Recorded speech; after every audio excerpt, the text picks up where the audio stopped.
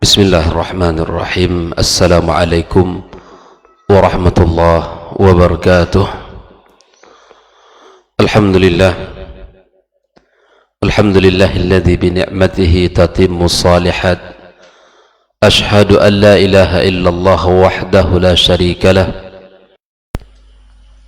Wa ashhadu anna Muhammadan abduhu wa rasuluhu alladzi la nabiyya ba'dah. Subhanaka la ilma lana illa ma 'allamtana innaka antal alimul hakim.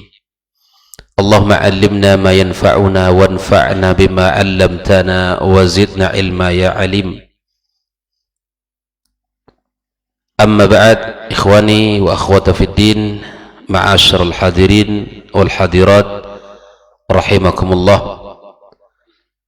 Alhamdulillah, setinggi puji dan sedalam syukur marilah senantiasa kita haturkan kepada Allah Subhanahu wa taala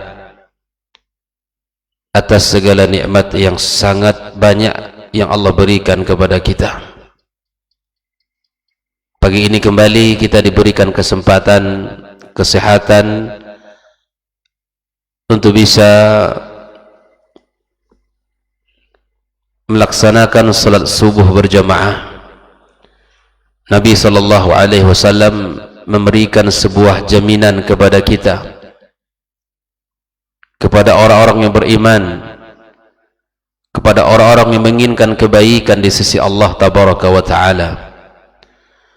Sebagaimana Rasul SAW sampaikan, man shalla subha fi jama'atin fahuwa fi dhimmatillah. Orang yang salat subuh berjamaah maka dia dalam jaminan Allah Tabaraka wa Ta'ala, dijamin kehidupannya, dijamin keberlangsungannya oleh Allah Subhanahu wa Ta'ala, dijamin rezekinya. Maka kuncinya ketika kita ingin Allah menjamin kita, maka tunaikanlah perintahnya. Di antara salah satu perintah Allah adalah melaksanakan salat subuh berjamaah. Bahkan kebaikan yang sangat banyak yang kita rasakan ketika kita mengawali hari kita dengan ibadah yang mulia ini.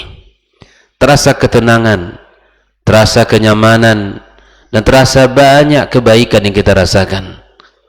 Namun di saat kita tidak bisa berjamaah melaksanakan salat di rumah Allah Tabaraka wa Ta'ala, ada sesuatu yang hilang, ada sesuatu yang kurang, dan ada sesuatu yang tidak sempurna dalam kehidupan kita.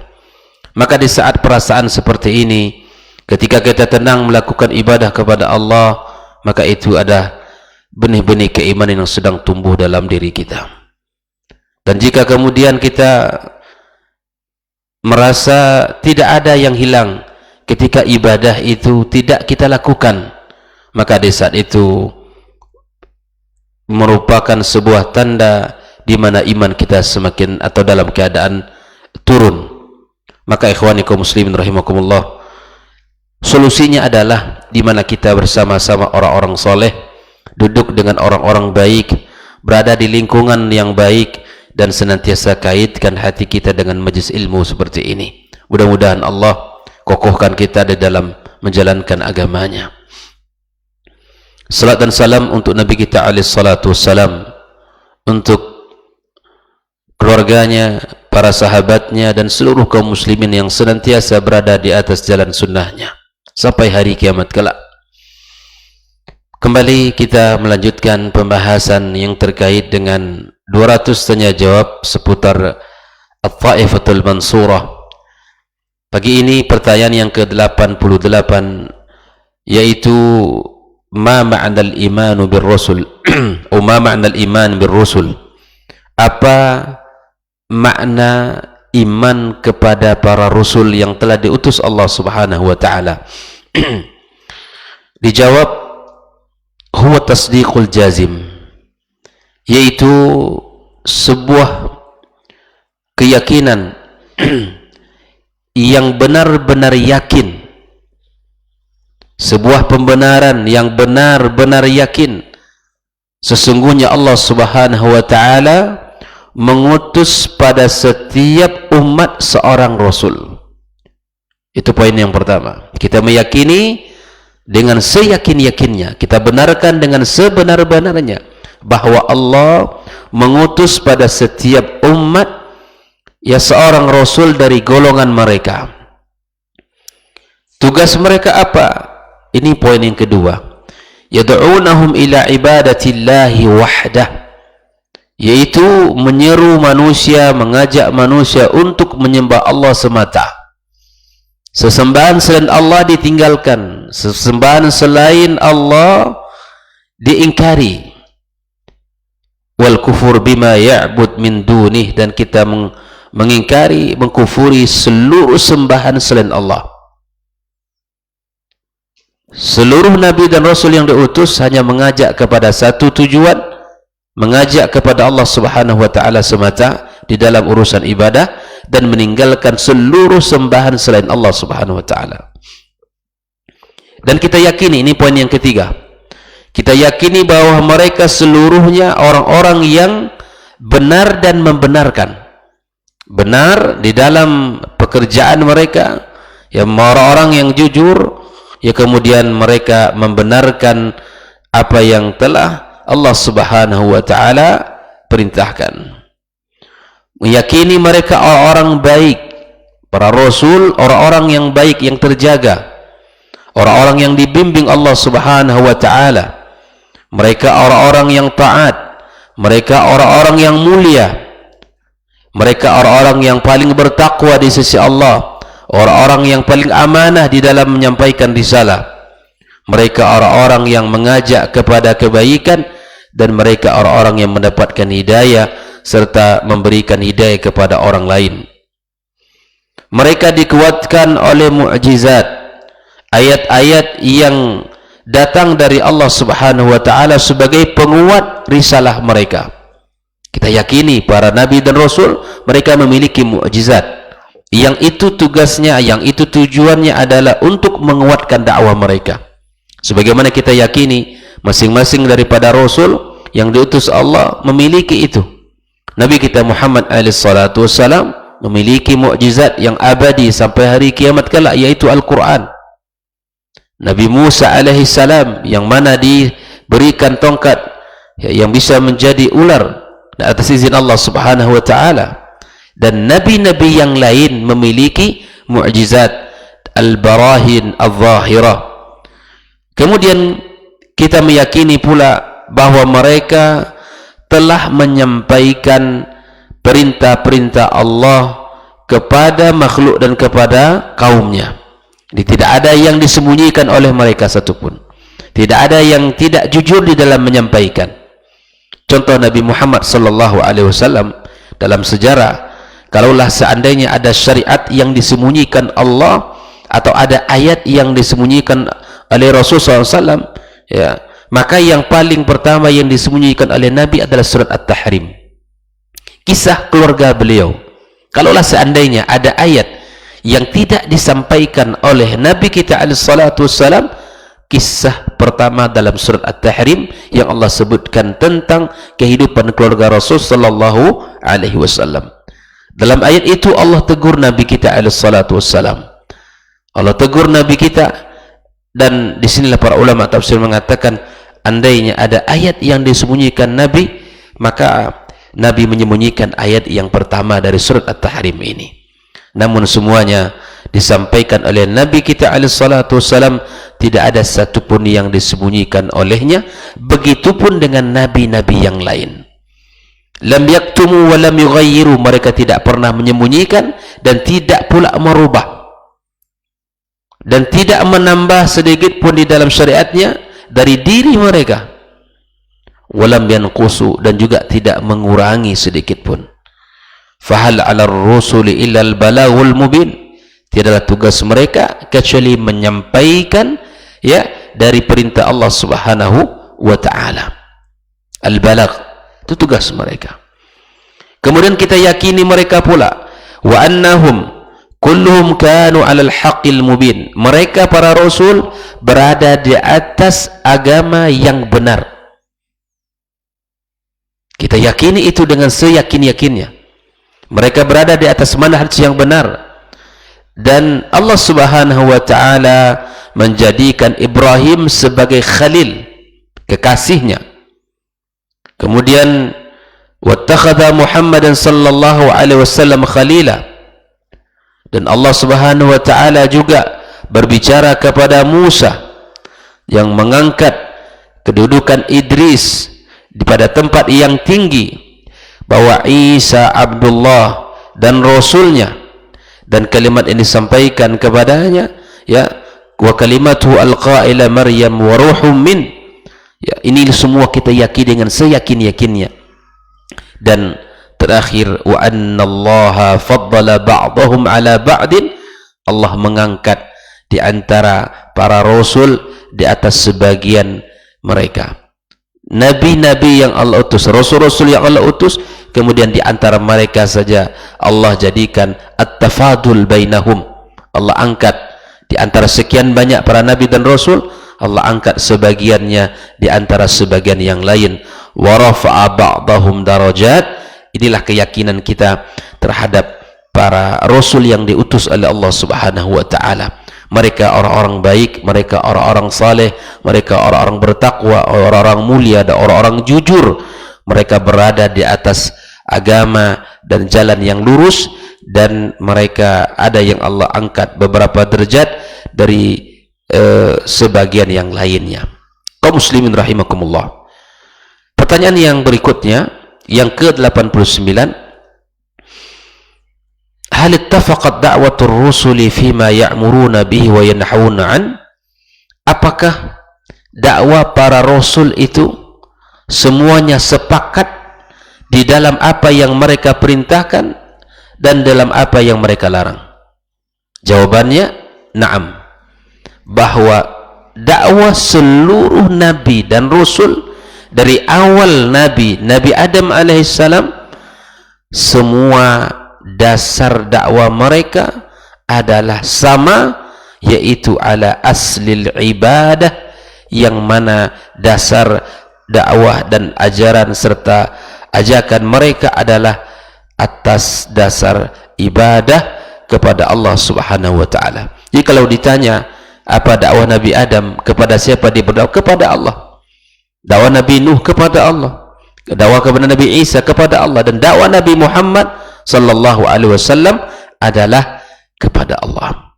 Wa huwa tauhid, mengesahkan Allah, bi ayyufridullah ta'ala bi jami'i anwa'il ibadah, mengesahkan Allah di dalam seluruh jenis ibadah, i'tiqadan, keyakinan, wa qawlan, perkataan, wa amalan, dan perbuatan, wa yakfur bi kulli ma ya'bud min duni, dan kufur terhadap segala sesuatu yang disembah selain Allah.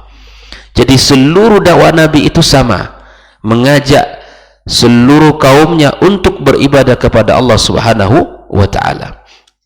Adapun ibadah-ibadah yang diwajibkan kepada mereka juga telah sama, seperti salat, kemudian puasa, dan lain sebagainya.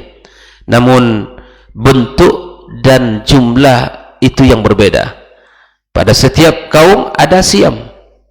Pada setiap kaum ada siam, sebagaimana Allah katakan, ya ayyuhalladzina amanu kutiba alaikumus siyam kama kutiba alal ladzina min qablikum. Ibadah puasa pada setiap nabi itu ada, namun berbeda bentuk dan caranya, berbeda jumlah harinya. Sebagaimana dalam Islam kita pahami bahwa 1 bulan penuh kita diberikan oleh Allah, diperintahkan oleh Allah Subhanahu wa taala untuk berpuasa. Nah, kaum muslimin rahimakumullah, Allah wajibkan pada sebagian kaum yang dalam satu ibadah, dan Allah haramkan pula bagi satu kaum tentang satu perkara sebagai bentuk ujian dari Allah Subhanahu wa taala, liyabluwakum ayyukum ahsanu amala.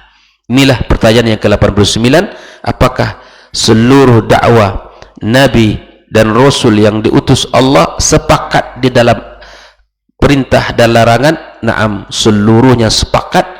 Semuanya berasaskan ibadah kepada Allah, mengajak orang untuk kembali kepada tauhid, baik itu dalam sisi ibadah, dari sisi perbuatan dan perkataan. Semuanya adalah mengajak kepada Allah Subhanahu wa ta'ala.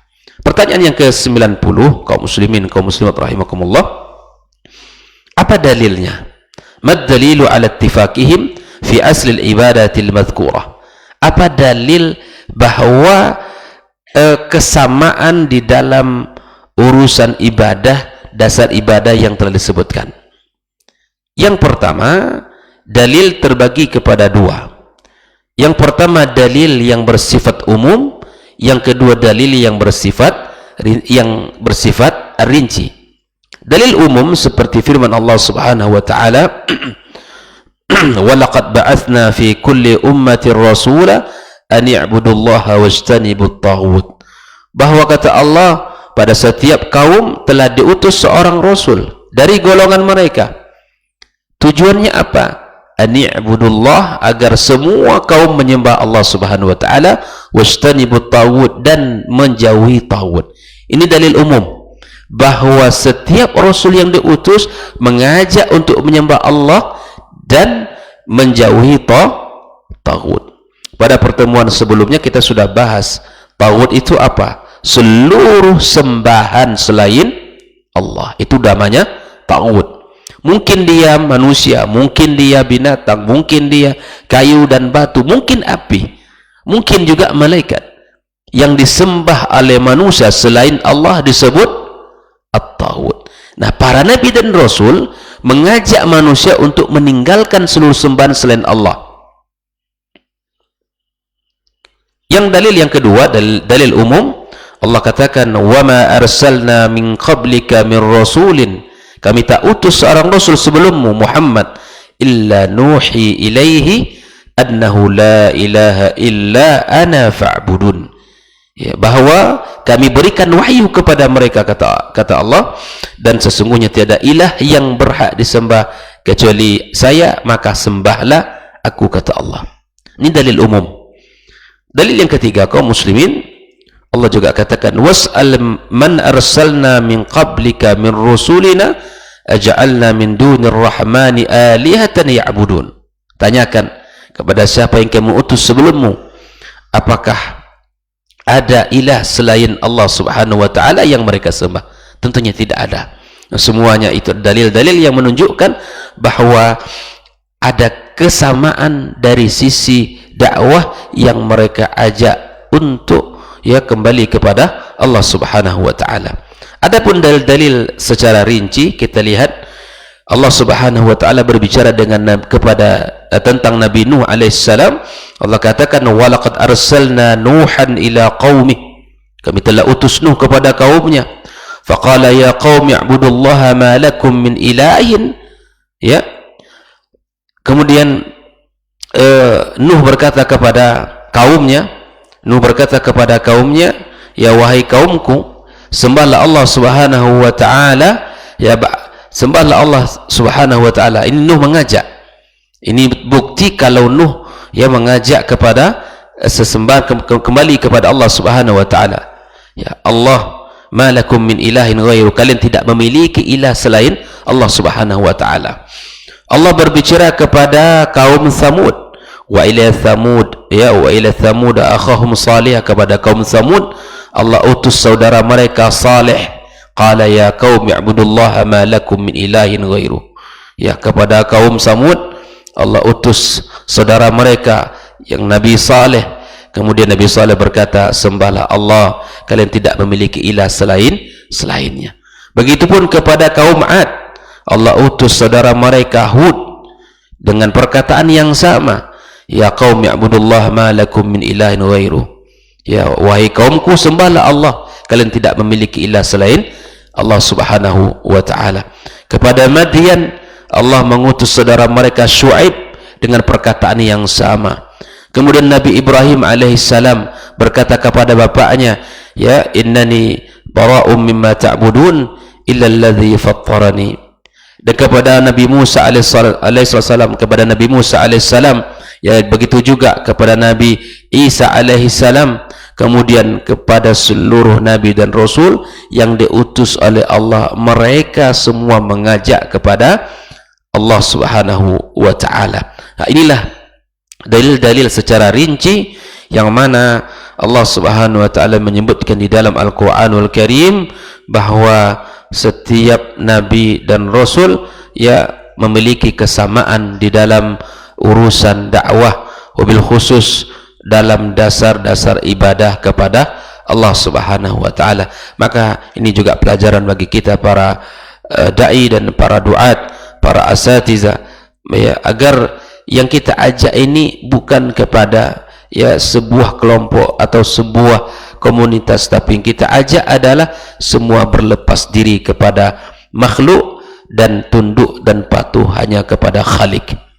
Ya. Yang kita dakwahkan bukan kepada al-hizbiyah, bukan kepada kelompok, bukan kepada organisasi, tapi yang kita dakwahkan semua adalah menjadi hamba Allah yang tunduk dan patuh kepada Khaliknya, dan kemudian kita betul-betul berada di dalam naungan Allah Subhanahu wa taala. Ya, mudah-mudahan kita semua menjadi orang yang tunduk dan patuh kepadanya dan bisa menjalankan syariat Allah Subhanahu wa taala dengan sempurna di atas panji-panji yang telah disampaikan oleh Rasulullah sallallahu alaihi wasallam, dan kita keluar ya berpisah kita dari dunia ini dalam keadaan kita diridhai oleh Allah Subhanahu wa taala dan menjadi hamba yang kembali dengan akidah yang benar dan tauhid yang benar. Wallahu ta'ala a'lam. Subhanakallahumma wa bihamdik asyhadu an la ilaha illa anta astaghfiruka wa atubu ilaik. Wassalamualaikum warahmatullahi wabarakatuh. Orang yang keluar dari rumahnya menuju rumah Allah untuk menuntut ilmu syar'i, maka sungguh dia sedang berjalan di jalan ilmu, dan itu akan memudahkannya untuk menuju surga Allah Subhanahu wa taala. Man salaka tariqan yatlubu fihi ilman salakallahu bihi tariqan min turuqil jannah.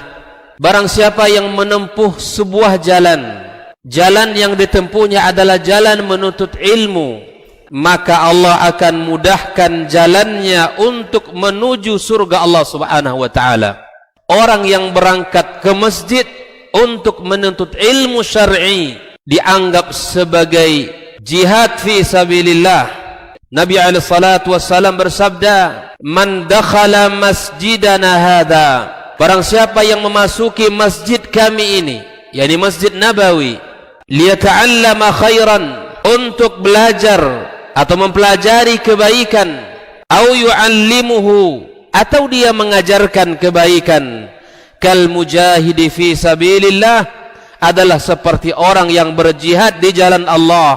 Mudah-mudahan kehadiran kita di rumah Allah yang mulia ini, tujuan kita hanya satu, untuk mencari ridha Allah tabaraka wa taala. Mudah-mudahan ilmu yang kita pelajari, ilmu yang memberikan keberkahan, yang menerangkan jalan kita dan senantiasa menjaga kita di jalan Allah Subhanahu wa taala.